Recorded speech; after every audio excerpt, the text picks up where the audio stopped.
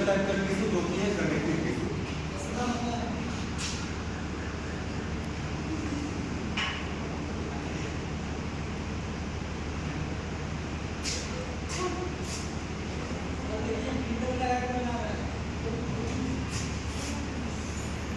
कोई दिक्कत नहीं है,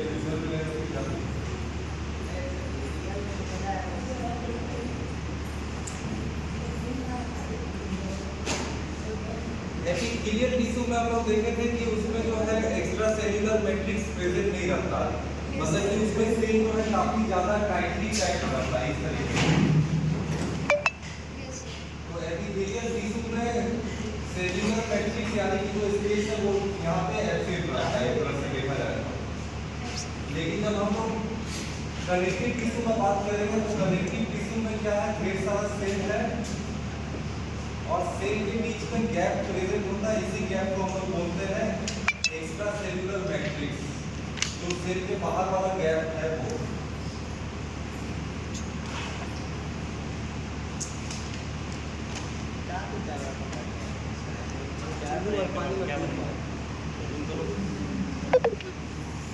अब हम लोग अगर कॉम्पोजिशन देखेंगे कि कैसे कनेक्टिव टिश्यू बनता है तो हम लोग देखेंगे कि कनेक्टिव टिश्यू में सेल होता है, कुछ ग्राउंड सब्सटेंस होता है और फाइबर होता है। अब हम लोग समझेंगे कि ग्राउंड सब्सटेंस, सेल और फाइबर वो क्या होता है, उस चीज को हम लोग समझेंगे। और ये दोनों मिलकर यही बनाता है एक्स्ट्रा सेल्युलर मैट्रिक्स। ये दोनों जब मिल जाता है तो फिर बना देता है एक्स्ट्रा सेल्युलर मैट्रिक्स।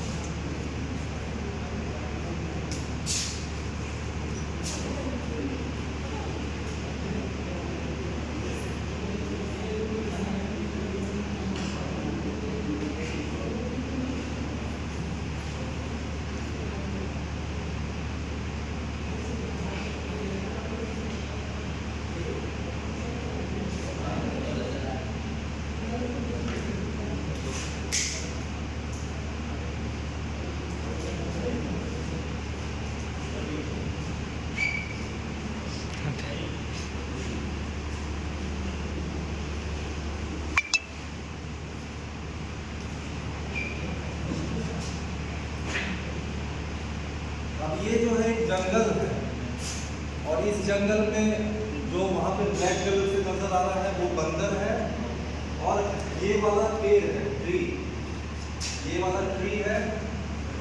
तो अलग अलग तरह का ट्री है, एक कुछ ऐसा भी ट्री है जो कि मोटा है, कुछ ट्री है जो कि पतला ट्री है और कुछ ऐसा ट्री है जो कि ब्रांच है। और ये वाला जो है ग्राउंड हम लोग बोल सकते हैं कि ये पूरा ग्राउंड है जंगल का। और जो ब्लैक जो नजर आ रहा है वो बंदर है। लेकिन ये सिर्फ कहने की बात है, लेकिन एक्चुअल में जो यहाँ पे बताने का तात्पर्य ये है, ये जो मंकी के जैसा जो दिख रहा है ये यहाँ पे सेल है और उसको हम लोग कहेंगे ग्राउंड सब्सटेंस। बोलिए कहाँ जाना है, जल्दी होकर के आइए। और ये जो पेड़ के जैसा जो दिख रहा है ये है हम लोगों का फाइबर और यही तीन चीज मिल करके बनाता है कनेक्टिव टिश्यू। अब हम लोग देख लेते हैं कि ग्राउंड सब्सटेंस में क्या क्या होता है। ग्राउंड सब्सटेंस में तीन चीज होता है। एक होता है हाइड्रोक्लोरिक एसिड,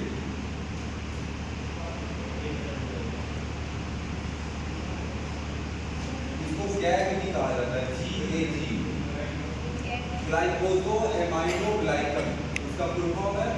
उसके बाद होता है प्रोटियोग्लाइकन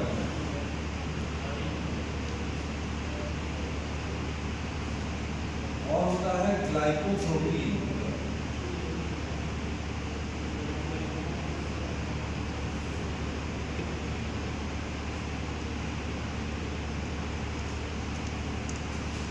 ये तीनों का तीनों जो है क्या है, तीनों का तीनों को हम बोल सकते हैं कि ये तीनों का तीनों पॉलीसेकेराइड है।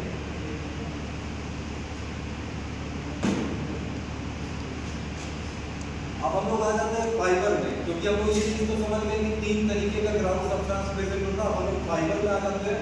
फाइबर भी जो है 3 तरीके का प्रेजेंट होता है। ये जो मोटा मोटा ब्रांच ट्री जो हम बताए थे, ये वाला जो पेड़ है ये है कोलेजन फाइबर। तो हम लोग यहाँ पे लिख देते हैं कि ये वाला जो है ये कोलेजन फाइबर है, ये वाला जो ब्रॉड दिख रहा है। ये जो पतला पतला दिख रहा है ये है रेटिक्यूल,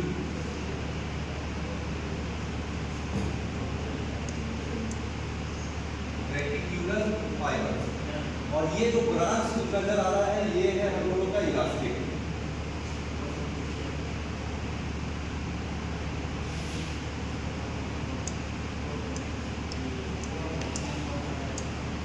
अब कनेक्टिव टिश्यू में हम लोग देख लीजिए कि ग्राउंड सब्सटेंस के अलावा 3 तरीके का फाइबर प्रेजेंट है। कौन कौन सा 3 तरह का फाइबर है?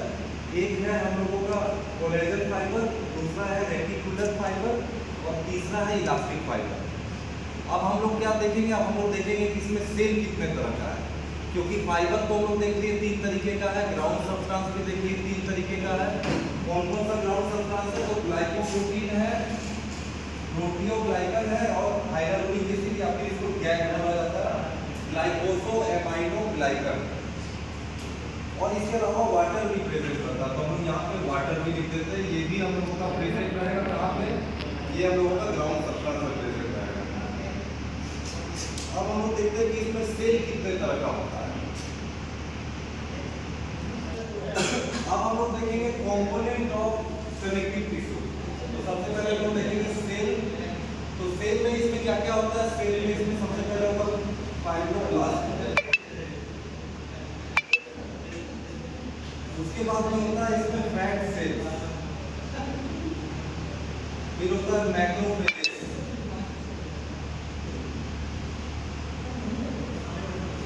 और क्या हो सकता है? और हो सकता है ल्यूकोसाइट,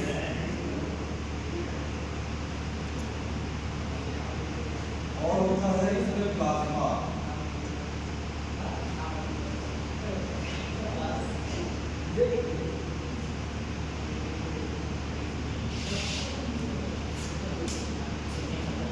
अलग अलग तरह का सेल होता है। और अलग अलग तरह का सेल जो कनेक्टिव टिश्यू में होता है, सबसे पहला फिब्रोब्लास्ट में जितना भी तरह का फाइबर है, चाहे वो कोलेजन फाइबर हो, चाहे वो रेटिकुलर फाइबर हो या इलास्टिक फाइबर हो, सारा का सारा फाइबर को राइज करता है ये फिब्रोब्लास्ट। मतलब जितना भी तरह का हम लोगों का फाइबर बना है वो बनाने का काम ये फिब्रोब्लास्ट सेल करता है।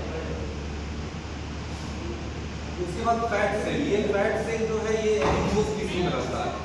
अब एडिपोज टिश्यू कहाँ पे रहेगा? तो जहाँ पे भी हम लोग देखते हैं कि मसल का बल्क है, चाहे वो थाई वाला रीजन हो, ब्रेस्ट वाला रीजन हो, ये सभी जगह पे एडिपोज टिश्यू रहता है। लीवर में भी रहता है, इसी एडिपोज टिश्यू में फैट सेल होता है। इसको हम लोग एडिपोसाइट्स भी बोलते हैं।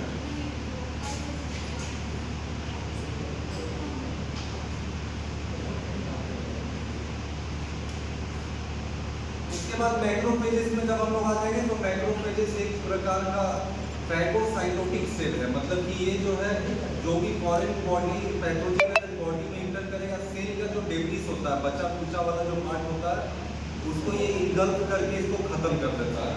तो ये मैक्रोफेजेस हो गया। फिर ल्यूकोसाइट्स में का मतलब हो गया व्हाइट ब्लड सेल। अब ये व्हाइट ब्लड सेल्स भी अलग अलग तरीके का हो सकता है, जैसे कि इसिनोफिल है, बेसोफिल है, न्यूट्रोफिल है। तो ये सभी क्या है? ये सभी व्हाइट ब्लड सेल है। कभी भी अगर हम लोगों को चोट वोट लगता है तो वहाँ पे या फिर कोई भी फॉरेन पार्टिकल अगर हम लोगों के बॉडी में इंटर करता है तो वहाँ पे सारा का सारा व्हाइट ब्लड सेल में जो भी सेल प्रेजेंट रहता है वो वहाँ पे पहुँच जाता है। इसके बाद में हम लोग आ जाते हैं प्लाज्मा में। जितना भी तरह का एंटीबॉडी है, चाहे वो IgG हो, IgA, IgM, IgE, IgD, ये सारा का सारा एंटीबॉडी को बनाने का काम कौन करता है? ये प्लाज्मा सेल करता है। एक और सेल यहाँ पे मिसिंग है जो कि है मास्ट सेल, तो उसको भी हम लोग लिख देते हैं।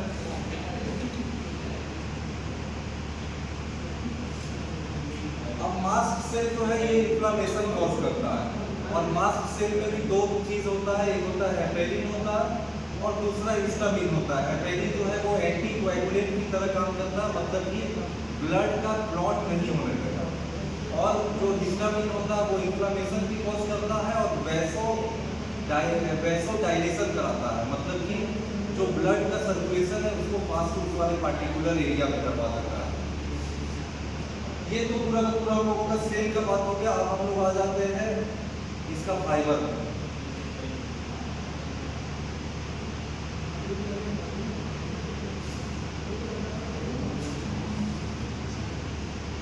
फाइबर में सबसे पहला हो जाएगा कोलेजन फाइबर, उसके बाद दूसरा हो जाएगा रेटिक्यूल,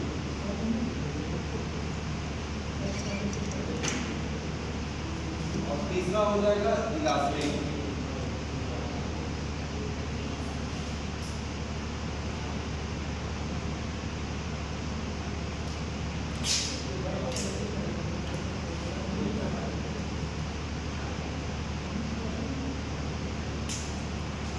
कोलेजन फाइबर जो है हमेशा बनते इसमें प्रेजेंट रहता है, तो इससे हम लोग इसको इस तरीके से ड्रॉ कर देते हैं। ये कोलेजन फाइबर का डायग्राम हो गया।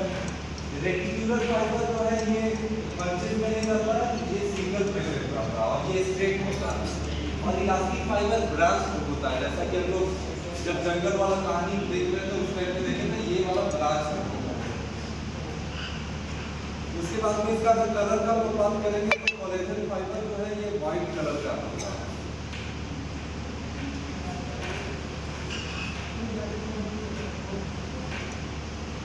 इलास्टिक फाइबर येलो कलर का होता है, और जब रेटिकुलर फाइबर को हम स्टेन करेंगे तो ये ब्लैक कलर का नजर आता है या फिर ब्लूइश ब्लैक होता है। अब इसके बाद हम लोग देख लेते हैं कि ये कौन कौन सा प्रोटीन से बना हुआ होता है। तो जैसा नाम है वैसा ही प्रोटीन भी है, जैसे कि जो कोलेजन फाइबर है वो कोलेजन प्रोटीन से बना हुआ होता है।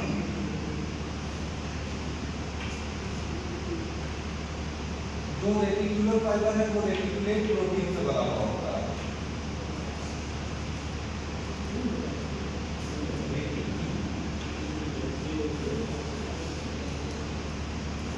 और इलास्टिक फाइबर इलास्टिक प्रोटीन से बना हुआ होता है। अब अगर हम इसका फंक्शन का बात करेंगे तो जो कोलेजन फाइबर है ये सपोर्ट देता है,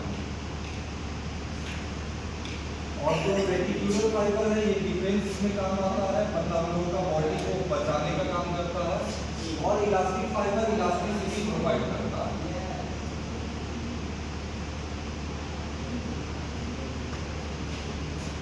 अब हम लोग चार चीज समझ लिए इसका तीनों का तीनों फाइबर का। इसके अलावा और क्या चीज हम लोग लिख सकते हैं, ये जो है ब्रांच होता है।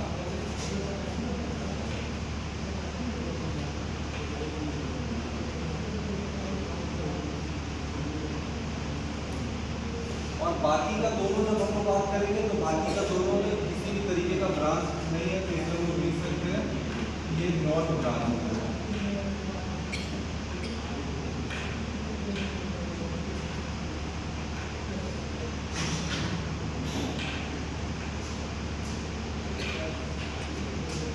इसका अगर विड्थ का बात करेंगे, चौड़ाई का बात करेंगे, तो सबसे जो थिकेस्ट होता है वो होता है कोलेजन फाइबर। तो हम लोग यहाँ पे लिख लेते हैं सबसे थिकेस्ट जो है वो कोलेजन फाइबर।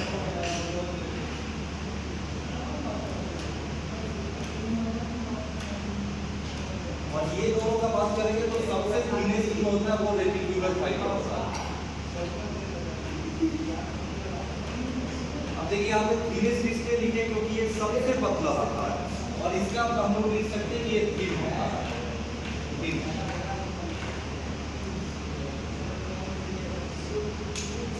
तो ये 3 तरीके का फाइबर और जो 6 तरीके का हम सेल देख लेते हैं, 1 2 3 4 5 6, ये सारा का सारा मिलकर के बनाता है कनेक्टिव टिश्यू। और कनेक्टिव टिश्यू का काम क्या होता है, जैसे हम लोग देखेंगे कि एपिथेलियल टिश्यू का काम होता है हम लोगों का, वो क्या करता है, वो आउटर कवरिंग बनाता है। उसी तरह कनेक्टिव टिश्यू जो है नाम से ही पता चल रहा है कि ये कनेक्ट करने का काम करता है। ठीक है, ये बीच बीच में प्रेजेंट रहता है। जैसे कि हम लोग अगर फिब्रोब्लास्ट सेल की बात करें तो फिब्रोब्लास्ट सेल कहाँ पे प्रेजेंट रहेगा, ये म्यूकोसा ऑफ द स्किन में प्रेजेंट रहता है। ये जो है म्यूकोसा में प्रेजेंट रहता है।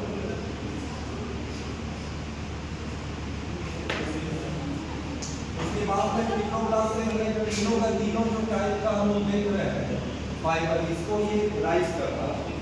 और ब्लास्ट सेल के बारे में अगर जानना चाहेंगे तो एक और चीज है, ये इसका साइज बहुत ही बड़ा होता है। फिब्रोब्लास्ट सेल का साइज काफी बड़ा होता है, इरेगुलर होता है, मतलब कि कोई भी रेगुलर साइज देखने को नहीं मिलेगा, पूरा का पूरा इरेगुलर होगा और बड़ा साइज का होगा। बात करें तो इसका बहुत सारा काम है, जैसे कि अगर हम लोग बच्चे में देखेंगे तो बच्चे में ब्राउन एडिपोसाइट्स प्रेजेंट होता है, वो इंसुलेशन का काम करता है, मतलब कि बॉडी को हीट रखने के लिए मदद करता है।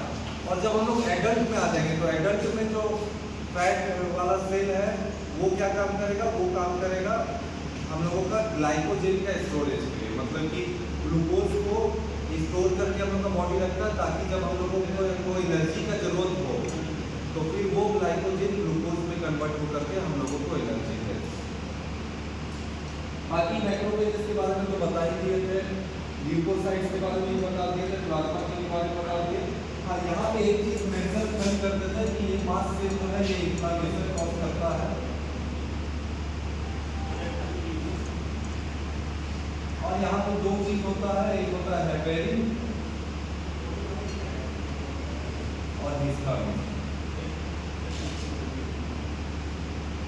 हिस्टामिन जो है वो इन्फ्लेमेशन कॉज करेगा और वैसोडाइलेशन कराता है, मतलब कि वो उस पार्टिकुलर रीजन पे ब्लड का फ्लो को बढ़ा देगा। और हेपेरिन जो है वो एंटी कोएगुलेंट की तरह काम करता है, वो वहाँ पे ब्लड को क्लॉट नहीं